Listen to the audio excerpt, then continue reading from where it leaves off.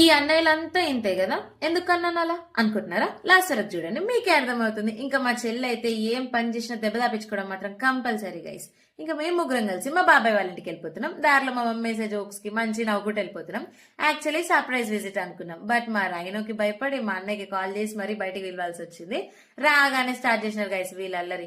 ఇదిగో వీడే మా రైనో అన్నమాట. చూసారా ఎంత కోపంగా వస్తుంది మా మీదికి. కోపంలో దిండుని బట్టి గుంజేసింది అనమాట. మా చెల్లి ఫుల్ భయపడ్డది పాపం. నేను కూడా చాలా వదిలేసింది.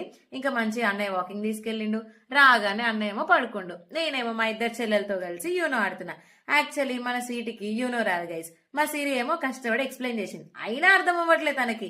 ఇంకా కోపంలో ఇద్దరు ఫుల్ గా కొట్టేసుకున్నారు. వీళ్ళు ఇంతే, కాసేపు మంచిగా ఉంటారు, కాసేపు కొట్టుకుంటారు. చూసారా లిటిల్ ట్రాన్స్ఫర్మేషన్, అసలు ఎంత మంచిగా కలిసిపోయారో. ముగ్గురం కలిసి పీపుల్ మార్ట్కి వచ్చేసినాం.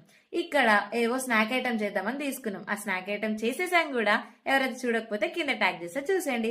అలాగే సబ్స్క్రైబ్ చేసుకోండి గాయస్. 100 బ్లాగ్స్ అయిపోయేలోపు 500 సబ్స్క్రైబర్స్ అయిపోవాలి.